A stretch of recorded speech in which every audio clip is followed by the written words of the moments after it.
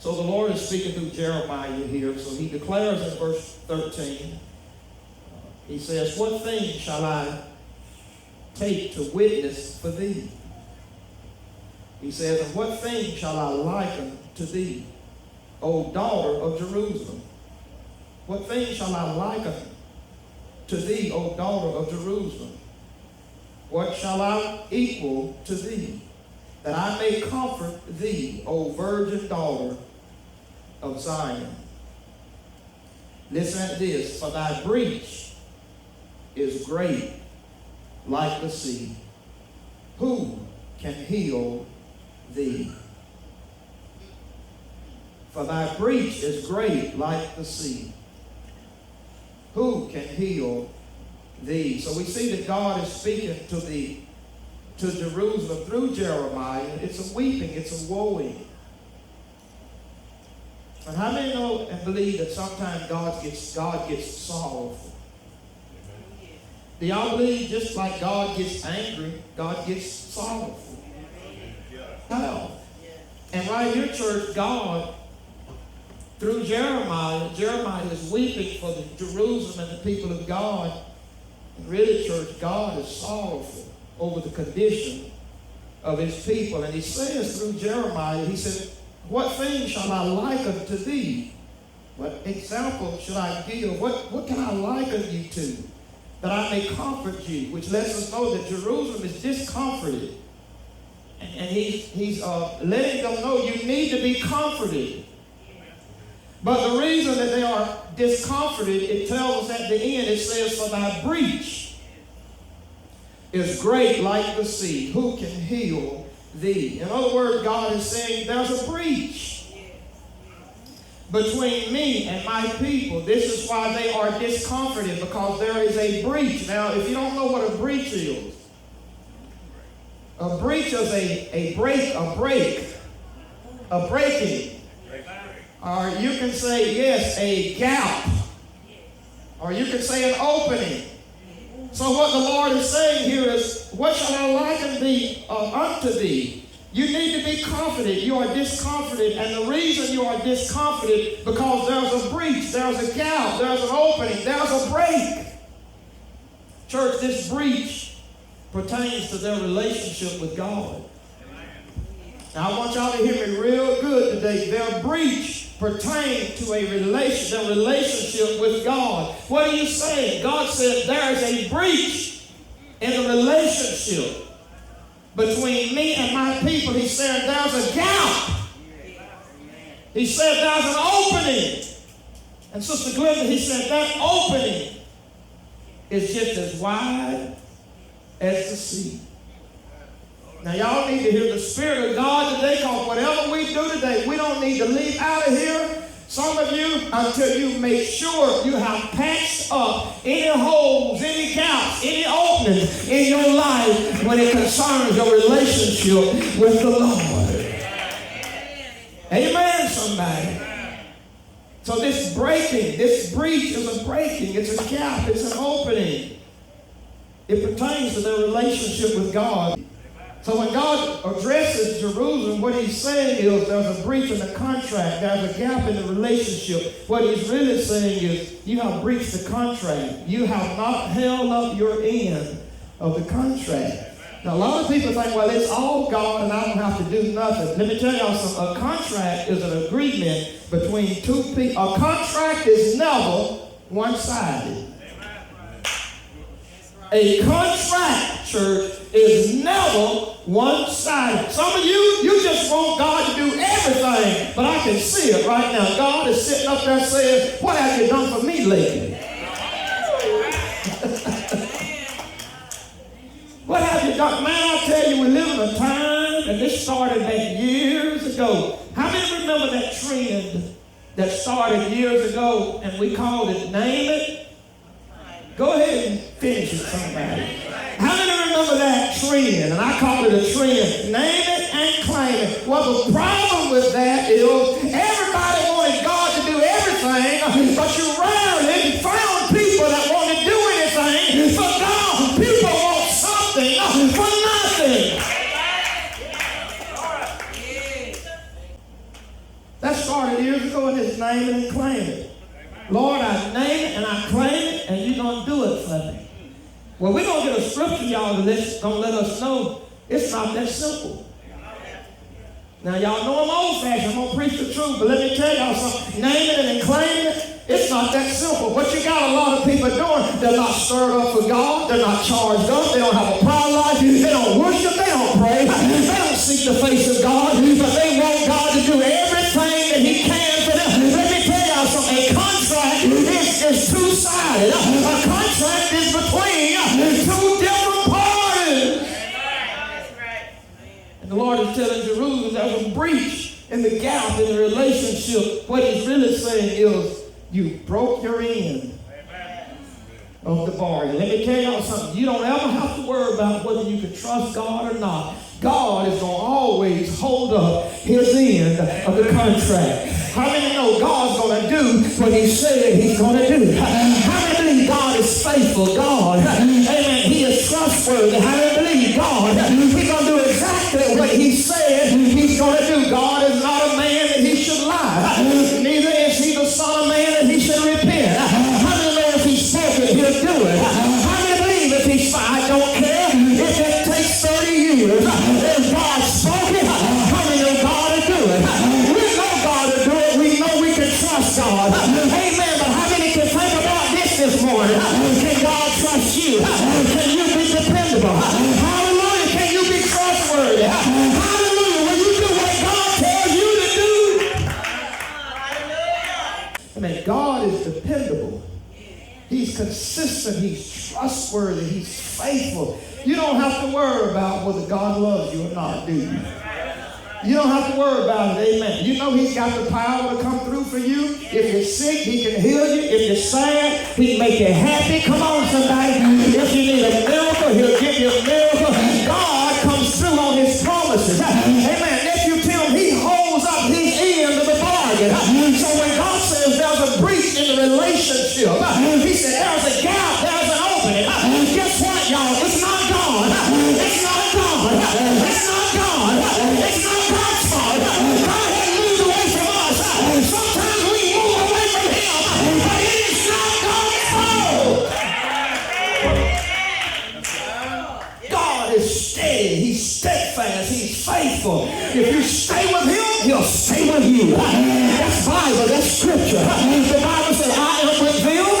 He said, they are with me. He said, I will be for them. He said, they are for me. But I'll finish it because people don't want to quote the other part. He said, but I'm against them. He said, they are against me. We might have to preach all of it. We might have to preach all of it. We might have to preach all of it. He said, I'm against them that are against me. Hallelujah. He tells Jerusalem, he says, there's a gap, there's a breach, there's an opening in the relationship. What is he saying? You're not as close to me as you used to be. Hallelujah. He said, I don't hear from you like I used to. You used to call, early in the morning, I used to hear you call my name, says the Lord. Oh, you get out and pray. It wasn't 10 minutes in your prayers. You was weeping and crying before the Lord. God said, you used to love me. Hallelujah. You used to call on me. You couldn't wait for church. You weren't looking for an excuse to lay out of church. You couldn't wait till the doors open. God is saying there's a breach. He said there's an opening. He said there's a gap in the contract. And I will not leave this building today until I make sure that the gaps are closed, that the holes are filled in. There's no breach in the contract. God, I'm getting back to you. I'm getting back to you, Jesus. I'm coming back to you, Lord. I'm returning to you, Jesus. I'm returning to my first works. God, teach me how to cry on you.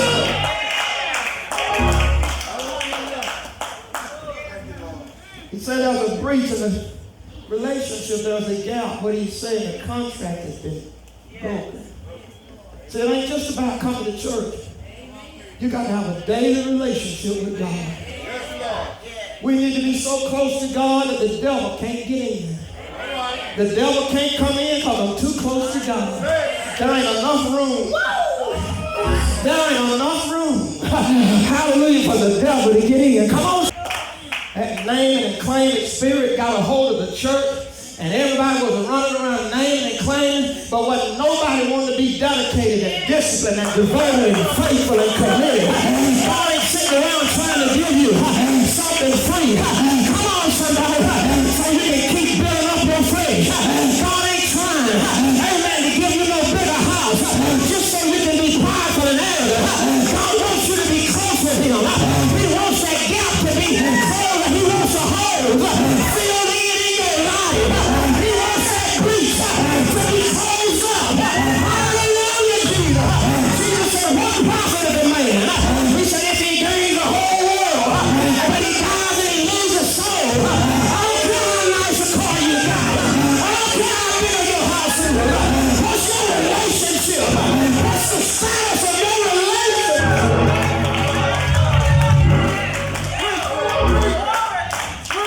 Hallelujah. Hallelujah. So he tells Jerusalem, he says, there's a gap. There's a breach in the relationship. And he said, that breach is as wide as the sea. He said, you broke the contract. And he said, I don't hear from you like I used to. And you take husbands and wives. If there's a tension, if there's problems in the home, both of them know it. Sometimes it's so thick, you can't cut it with a knife. I couldn't imagine going 1 week in the same house with my lovely wife and never saying hello, good morning, I love you, giving her a hug. I can't even imagine. If she sees that out of me, you know what she's going to begin to detect and notice? She may not know what it is, but she's going to say, Sister Deborah, something is wrong. Oh, he's not acting toward me like he used to. Something is wrong. And husband and wives, if you've ever loved each other, spoke to one another, communed with one another, how many know you got to have communication? If that changes, especially suddenly, if that just suddenly changes and that rascal just act like he don't even know you, usually that's a sign that he's getting to know. Come on, clap anyway, make the devil know. Come on and talk to the truth. Usually that's a sign that he's getting to know somebody, and that's what God is saying this morning. He said, I haven't heard from you. I don't feel the love that I used to feel. You don't pray like you used to pray. You don't worship like you used to worship. God is asking, is there somebody else? Oh, preach the Holy Ghost. He said, is there another lover? Oh, are you cheating on me? Are you from somebody else?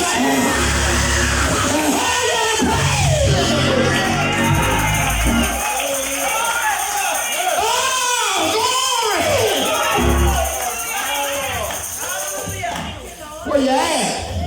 Where art thou? He asked Adam and Eve, he said, where you at?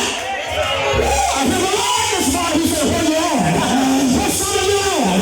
God said, you used to pray every morning. You pray before you go to bed. God said, I haven't heard from you. Oh, preaching in this house every day. He said, where you at?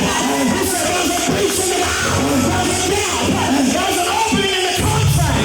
But God wants you to close the hole. He wants you to fill in the gaps. He wants you to close up the breach. Let's repair the breach this morning. God, I'm coming back to you. Somebody need to say that. God, I'm returning. Come on, don't be prideful. Come on, if I can say it, you can say it. God, I'm returning to you. I'm coming back to you. I'm getting my pride back. I'm getting my sword back. God, I'm getting my cry back. I got to get it together. God, I'm getting my passion back. God, I got to do it for you. I got to do it for my family. I got to do it for my soul.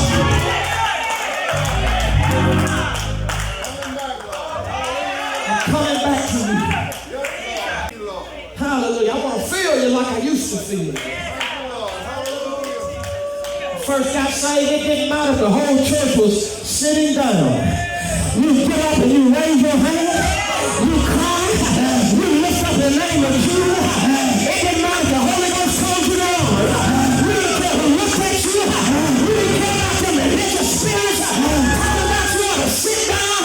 Folks are looking at your past. They're looking at your mess up. But you didn't care. All you know is I am forgiven. I came to worship. I came to praise.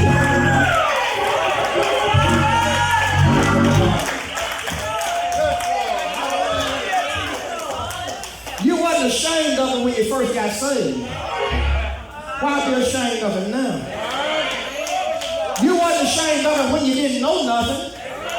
Why be ashamed of it now when he's pouring out knowledge? You can get so used to a thing that it don't mean what it used to mean. You get so comfortable and familiar with the thing, and even in church, that you can find yourself just going through the motions. Because all these years we've been saved, sometimes flesh creates habits. And it walks in church with a churchy demeanor. And it knows how to rock and reel. It knows how to raise its hand and shake. But God has said, I'm looking past the shake. I'm looking past. Y'all better hear the Holy Ghost today. He said, you don't learn how to play that tambourine. You don't just play it with your hands. He said, you can play it with your shoulder. You can play it with your elbow. He said, you don't learn how to play that tambourine. He said, you can play it with your heel. He said, but today, he said, I'm looking past the tambourine. He said, I need you closer. Somebody. He said, I need you closer. Tell the Lord, I'm closing the gaps. I'm filling in the holes.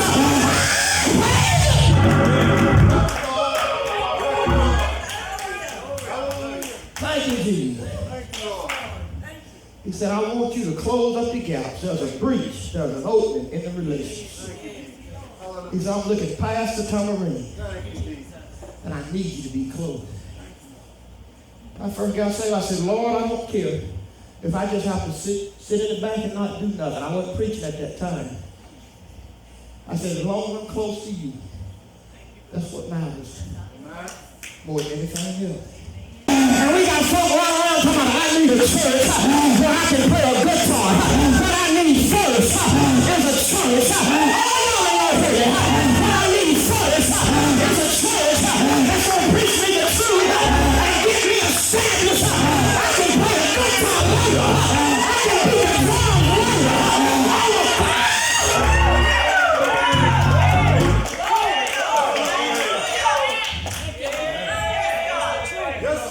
Before you are a guitarist, you are a Christian, and what you need foremost is to be in a place where the word of God is being preached so you can be prepared for ministry.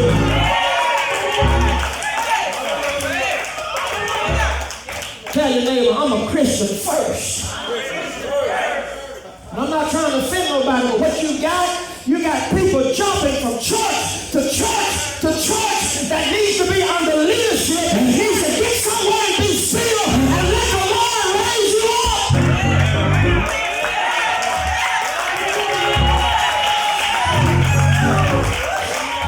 Somebody said it don't matter what church you go to, long as you go. Let me tell you something. You better change that mentality. Everybody ain't preaching the truth. Come on, somebody. Come on, everywhere you go. If you go into 10 and 20 churches in a week, you're going to pick up some spirits that you don't need. You're going to pick up some doctrines that you don't need.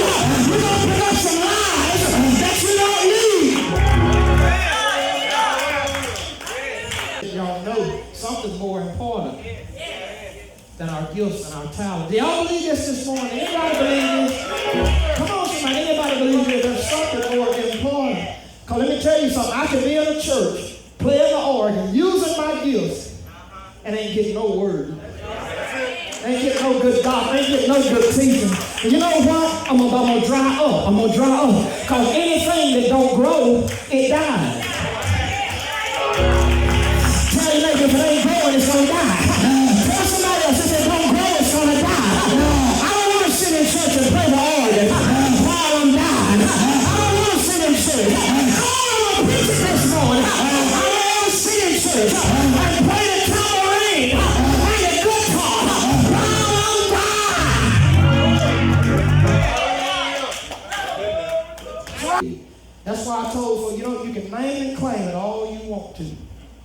if you don't have a close relationship with God. See, the contract is between two parties. Let me just quote this one to you. He said, if ye abide in me, and my word abide in you.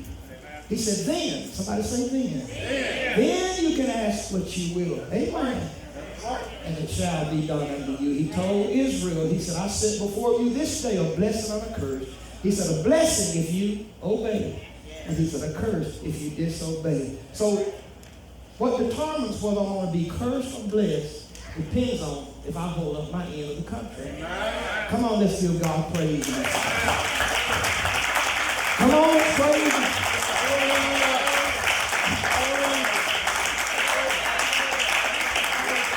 Oh, Lord, let's praise Him. The Lord said, close up the gap. Fill in the hole. Get closer to me. Get back home. Okay, DJ. When you go, do you guys know when you go back? When do you go back? This Monday? Monday or Tuesday? Praise the Lord. Well, you probably won't go check it out first to see, I guess. Amen. Let's stretch our hands this way. How many believe God's still the healer? Anybody believe that God's still the healer? I'm anointing this prayer cloth. I'm going to give it to you. Yeah, go ahead and take this prayer cloth. Take this prayer cloth. Praise the Lord. Stretch your hands this way. How many believe God will heal her? Thank you, Jesus. Hallelujah. One time, Sister Kathy had a big old rising right here in the middle of her chest area. And this was out the church, y'all. We were going out the door. And she was complaining about that lump right there. And right then, I think it was me, Sister Rose, Sister Deborah, Sister Kathy. We were the last one here. Maybe another one or two. You know what? Right there, going out the door, we come back in the fellowship hall. We prayed for Sister Kathy. And while we was praying, y'all, hallelujah. Whoa! In the name of Jesus, by the power of Jesus Christ, I command it to be so in the name of Jesus, that you be healed with the stripes of Jesus. I command this mouth to go down in the name of Jesus by the power of the Holy Ghost. God cursed the very root of this thing. And we pray for a miracle and a healing in the name of Jesus. Say, Lord, I believe it. Now take a deep breath in. Come on, let it go. Say, I'm breathing in my healing. You are my head, side like that. Whoa, come on, somebody, put your hands together and praise. Come on, praise Him, somebody. We need the reality of God. We don't just need religion. We need His reality. Come on, praise Him. Glory. Thank you, Jesus. I'm talking about on our way out the door. We turn back. Pray for Sister Kathy. And y'all, that thing went down while we was praying.